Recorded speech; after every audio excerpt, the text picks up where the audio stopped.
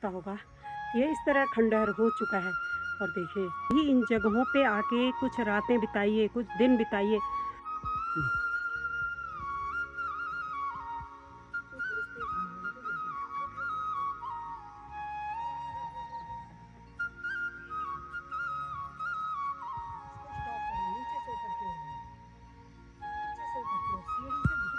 स्वागत है आपका मेरे चैनल पहाड़ और सुकून पे। आज लेके आई हूँ आपके लिए एक बिल्कुल नया अनुभव।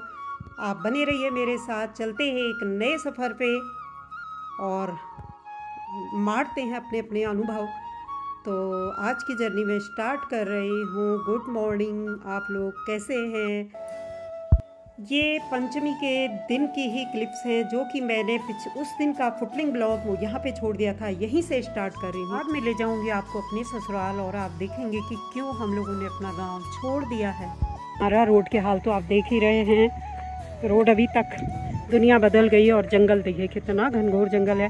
हम लोग खुद कंफ्यूज हो रहे हैं कि हम कहाँ से जाएँ। देखिए रास्ता कहीं पे है। अब गाँव में ना कोई लोग हैं भी नहीं, गांव छूट गए हैं और गांव से सब पलायन हो चुका है। और हम दूसरों से क्या कहें, हम लोग खुद नहीं रहते हैं तो हमें कहने का इतना हक भी नहीं है। लेकिन क्यों छूट गए गांव, ये भी जब आप गांव चलेंगे तो आप देखेंगे कि वास्तव में गांव छोड़ने का रीज़न क्या है। तो देखिए कितना घनघोर जंगल है और गांव का नाम भी जंगल के ही नाम पे है। मुझे फिर से वही जोंक की डर लग रही है, क्योंकि जोंक का इन पत्तलों में फिसलने का भी डर बना हुआ है। और ये है हमारे गांव का रास्ता। तो दोस्तों हमारे गांव का नाम है पातल, यानी पत्तों का ही घर। ये है हमारे गांव की भगवती मंदिर। तो मैं भी यहाँ पे जा करके दिया बत्ती कर लेती हूँ। देखिए बहुत ज़्यादा जंगलों के बीच में है, ये घने जंगलों के बीच में है। यहाँ पे सप्तमी की रात से जागरण होगा, जिसमें सभी भक्तजन यहाँ पे सप्तमी, अष्टमी, नवमी 3 दिन तक जागरण करेंगे और देवी भगवती का यहाँ पे पूजा अर्चना की जाएगी। दशमी के दिन यहाँ पे विधिवत पूजा अर्चना करके रामनवमी का व्रत की समाप्ति होगी। और यहाँ पे बहुत सारे कन्या पूजन, गोदान, यज्ञ हवन इत्यादि के साथ दशहरे को यूं विदा कर दिया जाएगा। घनघोर जंगल तो आप रास्ते में देख ही रहे हैं। तो दिया बत्ती मैंने कर ली है और बढ़ते हैं अब गांव की ओर, नीचे जहां घाटी में हमारा गांव स्थित है।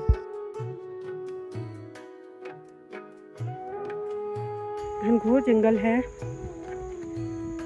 और एक मंदिर हमारा जिसमें 10 दिन तक नवरात्रि में बैठे हैं हमारे ही बंधु बांधव, हमारे ही देवर लोग, हमारे ही भाई भतीजे। ये है दूर से दिख रहा है। और ये लोग 6वें दिन तक यहाँ पे बैठेंगे, दिन रात पूजा करेंगे, 1 टाइम खाएंगे, 2 टाइम नहाएंगे और उसके बाद चले जाएंगे ऊपर मंदिर में जहाँ पे मैंने बत्ती जलाई है। तो यहाँ पे पहुँचते हैं और मिलते हैं इन लोगों से। ये देखिए देते हैं इनको सरप्राइज। जो हमारे देवर जो दोबारा नहा के शाम के नहाने के बाद जा रहे हैं मंदिर में। हम इनको सरप्राइज देना चाह रहे थे पर इन्हें पता चल गया था पहले ही। देखिए यहाँ पे ये लोग रहते हैं पेड़ों के बीच में। ये छोटा सा मंदिर है और तो बहुत कठिन तपस्या है ये भुवन, बहुत कठिन तपस्या कर रहे हैं आप लोग। सच सच बता रही हूँ मैं। ये धुनी है, ये रात दिन जल रही है। और ये किचन है भाई, चाय पानी यहाँ पे बन रहा है। वाह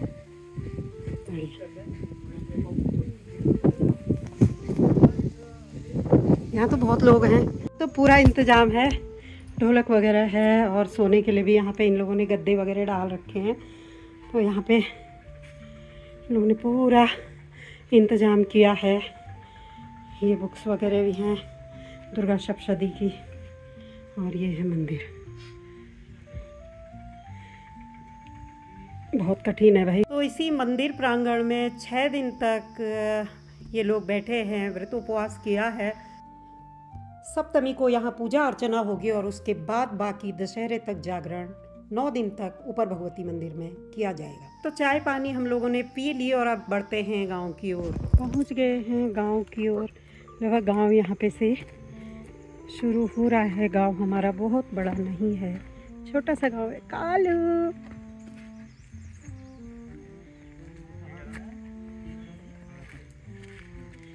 ठीक हो रहे बेटा?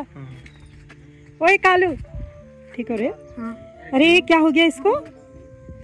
ओहो कुछ दिखाया नहीं, क्या बता रहे? बुखार? ओहो कोई दी दवा बुखार की? इसे पानी वगैरह पिलाना ना, एक वो मिल जाती एमोक्सिलिन वगैरह दे दी जाती ना, उसके साथ एक टॉनिक भी दिया जाता है। मिर्च भी हो रही है, राजमा भी हो रहे। अच्छा चलो गांव में कितने लोग मिल गए, देखो कितना अच्छा लग रहा है। पैर में लगी है ना? ओहो झाड़ कटाई चल रहे है, तुम मशीनें ना काटना यार। तबीयत ठीक है रे? तुम्हारी तबीयत ठीक है रे? कि यही खासियत है, सब लोग बड़े प्रेम से मिलते हैं और एक दूसरे का हाल चाल जानते हैं। ये है हमारे गांव का रास्ता जो बिल्कुल नज़दीक है हमारे घर से। ये जो पुराना घर था इसमें तो टीन डाल दिया गया है, अंदर पाथर हैं, लेकिन अभी हमारा जो पुश्तैनी घर है सभी लोगों का, वो मैं आपको दिखाती हूँ। रास्ता तो आप देख रहे हैं बहुत टफ है, लेकिन मेरे सास ससुर काफ़ी समय तक, काफ़ी लंबा समय जीवन का उन्होंने यहाँ पे बिताया है। तब भी रास्ता ऐसा ही था, बट थोड़ा सा घास वास कम था क्योंकि जानवर थे और लोग आते जाते रहते थे। पर उन लोगों ने कितना संघर्ष किया होगा, मैं सोचती हूँ कि हम उस रास्ते पे अभी भी नहीं चल पा रहे हैं आज की डेट में भी। और वो पानी लाना, जानवरों को चुगाना, ये सब वो करते थे। देखिए कितना घास हो गया है हमारे घर में। और ये है, ये भी हम लोगों का ही है, लेकिन इन लोगों ने रिनोवेट कर दिया है, मेरे दूसरे ससुर जी लोगों ने, उनके ही भाई हैं। घर अभी रिनोवेट नहीं हुआ है और मैं सोच रही हूँ कि उसको जल्दी जल्दी रिनोवेट हो जाए तो अच्छा है। पुश्तैनी चीज़ें हैं, वो ही हमारी धरोहर हैं, वही हमारी विरासत हैं, उन्हीं से हमारी पहचान है। तो मैं अब फाइनली पहुँच गए हैं अपने घर के आंगन में और ये है हमारा घर। मैं दिखाती हूँ आप लोगों को। इसी घर में मैं शादी होके आई थी। ये है हमारा घर। तो कितनी दूर चढ़ाई है और कितनी दूर, इतनी यादें यहाँ से जुड़ी हुई। हालांकि मैं ज़्यादा नहीं रही, लेकिन जब भी मुझे टाइम मिलता था, मुझे अच्छा लगता था यहाँ पे आना और मैं आती थी। और आज भी मुझे यहाँ पे काफ़ी टाइम बाद मुझे आने का मौका मिला है। घास देखिए, झाड़ देखिए, बिच्छू घास भी यहाँ पे बहुत लपट मार रही है, किसी के भी सिर में लग सकती है। तो ये है, जब तक आदमी रहता है तब तक ही वहाँ पे रौनक रहती है, लेकिन जब आदमी नहीं रहता है तो वहाँ पे ऐसी वीरानी छा जाती है। और हमारे गांव में बहुत सारे मकान नहीं हैं। हमारा गांव बिल्कुल ही छितरा हुआ गांव है और इसमें 5-7 ही घर हैं। और ये देखिए एक मकान हमारे घर के बगल में, ये भी पुश्तैनी है गांव में, जो बना हुआ था पहले, कभी गुलजार रहा करता होगा। ये इस तरह खंडहर हो चुका है। और देखिए ये मेरे ससुर जी लोगों ने लगाए थे फलों के पेड़, तो ये जनरेशन, आज भी ये जनरेशन इसको यूज कर रही है, भोग कर रही है इसका। देखिए कितने सारे संतरे आए हैं। तो अगर अभी वो लोग होते तो अभी हमारे लिए चाय बन गई होती इतनी जल्दी से और इतनी खुशी हो जाती, हम अंदर जाते। बट हमारे पास सिर्फ इन यादों को रिवील करने के अलावा और कुछ भी नहीं है। ये देखिए ये सब खुली रहती थी खिड़कियाँ।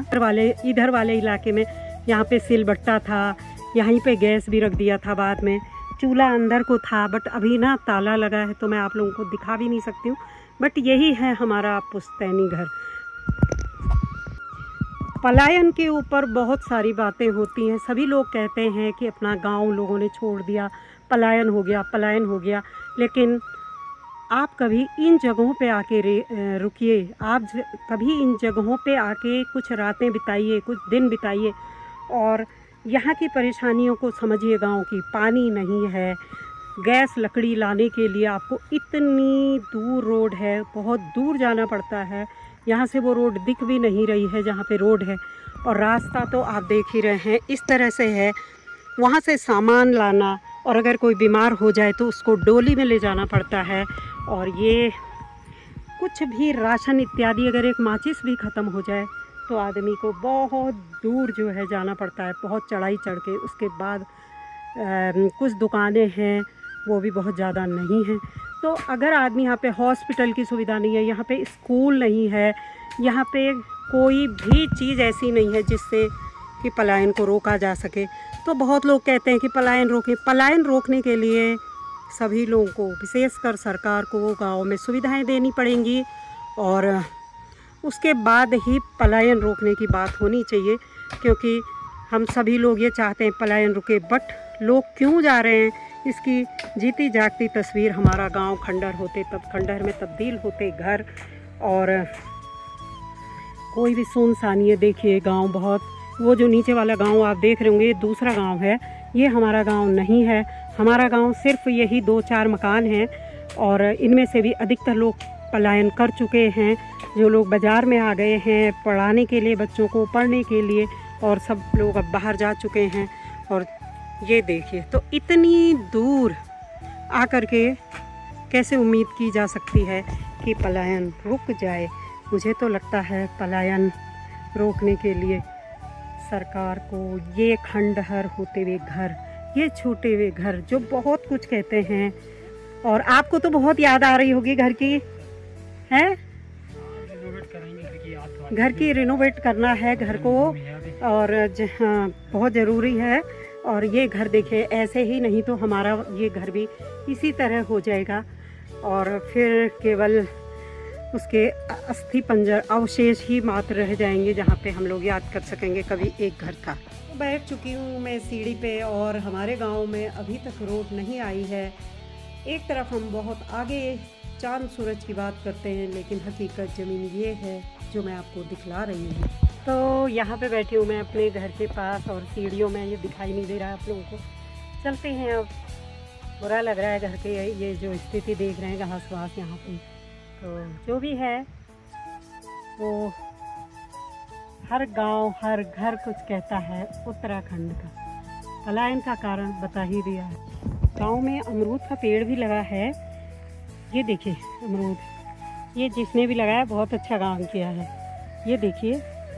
तो गांव की पुरानी यादों को संजोए हुए हम बढ़ रहे हैं अब ऊपर रोड की तरफ। काफ़ी चढ़ाई पार करके हम पहुंचेंगे, लेकिन उससे पहले हम पहुंचेंगे वहीं पे जहां पे मेरे देवर लोग मंदिर में बैठे हैं, और वहां पे फिर से पिएंगे एक बार और चाय, और उसके बाद चलेंगे अपने डेस्टिनेशन की ओर, यानी कि अपने घर की ओर। उससे पहले मिल लेंगे 1-2 लोगों से गांव में और पूछते हैं उनका हाल चाल।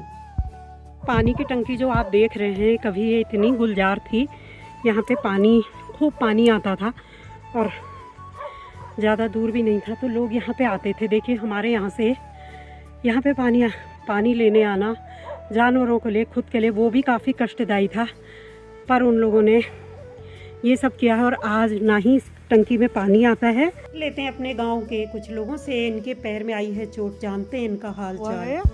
अरे बाप रे, तो कितना दबा। आपका सामान नो है। एक्चुअली इनका पैर कहीं जाने में गाड़ी से दब गया है और अब काफ़ी ठीक है। क्यों भौंक रहा है, ठीक है चल रहा है। बढ़ चले हैं आगे। देखिए गांव में कितना मस्त शांति है और कितना प्यारा व्यू। ये घर मुझे बहुत प्यारा लगता है, बहुत सुंदर है ये। भाई ये घर तो मुझे सबसे अच्छा लग रहा है। जी बधाई बहुत बहुत है प्रधान जी हमारे। अरे प्रधान जी को बधाई है। प्रधान जी नमस्कार, बधाई है प्रधान जी। ये हमारे हैट्रिक के बाद चौथी बार के प्रधान हैं। अरे चौथी बार लगातार और निर्विरोध। अच्छा देखिए कितनी बड़ी बात है। प्रधान जी लगातार चौथी बार निर्विरोध रूप से चुने गए हैं। आज की डेट में ये एक बहुत बड़ी बात है। युवा प्रधान जी हैं, कुछ करेंगे गांव के लिए। हम रोड के लिए लगे हैं। रोड तो सबसे हाँ रोड का दिक्कत हो रही है। रोड का तो हुआ ही है।